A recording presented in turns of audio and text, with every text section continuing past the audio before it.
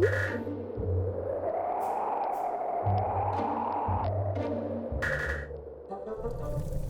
hey, welcome back, and thanks for spending some time with us again here this week on the Simpleton Sauna. If you haven't subscribed, make sure you do hit that subscribe button, leave us some comments down below, and of course we appreciate the likes too. Now, on to this week's episode.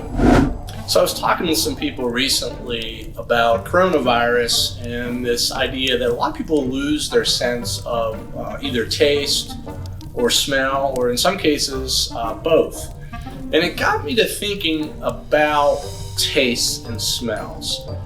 Have you ever tasted or smelled something like just so foul, so nasty, that you knew right away that you needed to share this with somebody special? You know the stuff I'm talking about, the spoiled milk or that nasty tub of leftovers that we have back in the corner of the fridge. And why is it like the nastier the smell, the more important it is to have the people closest to us take a whiff of it? I mean, why do we do this? I'll tell you what else stinks. This sauna. I've been in here for 8-9 weeks filming, and I need a break. I want to go somewhere where it's not just hot, but it's hot and sunny. Like Florida. I want to go to Florida. Let's go to Florida. Let's go now. Bye, sauna. See you next week.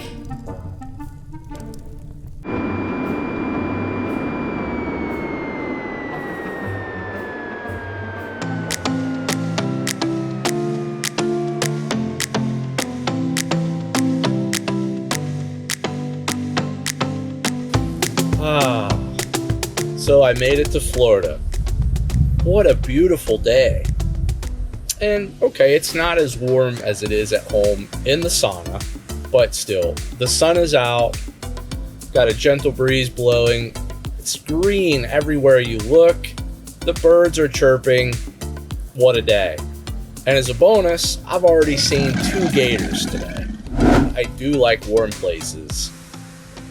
Florida, Arizona, California, but California is a whole different animal. So I visited California recently for a comedy event, and one thing that I really noticed is that it's a land of contrast.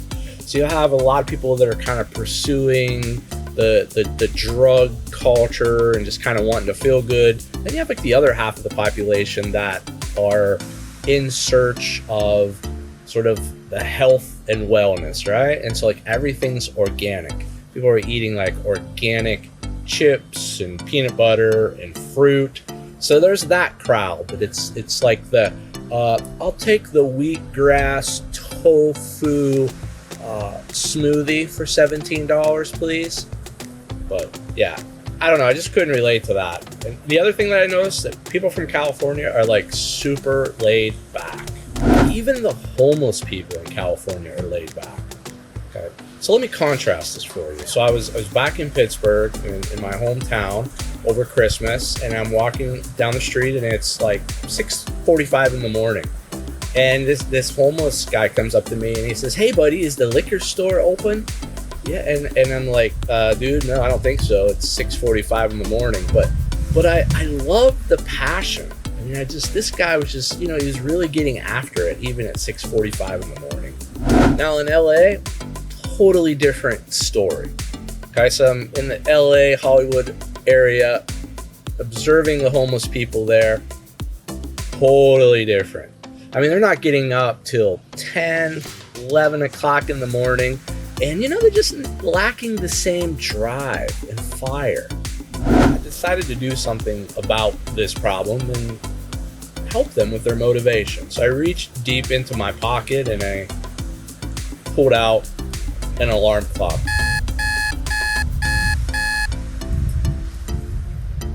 Oh my, I'm horrible. I also noticed that the homeless people in California are very skilled at working the traffic lights. So you come up to a traffic light and they're pretty pretty sharp at this. They'll have their cart, they'll make eye contact with you, and because they know these red lights are so long, they'll come up to your car and be looking for some money. And so sometimes I would give to them, but after a while it gets expensive because there's a lot of lights in California, and if you give to everybody, then I don't have enough money for my tofu organic smoothie. So I would give to some and not give to others. And then there was this one day where this lady started coming towards me, pushing her cart, weaving through the traffic, and coming up to my car as I was stopped at the red light. And this lady's carrying one of these signs, and on the sign she has mother of 3 kids, no food, and she's walking towards me. She's making eye contact, and I'm thinking, I'm gonna give something to this lady. So I start reaching in my pocket to get out the money. But then I continue reading her sign, and it says, no money for Starbucks or to pay my life coach. So I started to put my money away, but then I rethought it, and I gave her money anyway. Thought, hey, I'm okay with supporting billion-dollar coffee empires and personal development gurus. So California does have a pretty cool vibe, I must admit. But for now, I'll stay in the Sunshine State, where I feel more at home amongst the Gators and the Geezers. And that's it for another episode of the Simpleton Sauna. And next week, I'll see you back in the sauna. Lights out. Oh shit.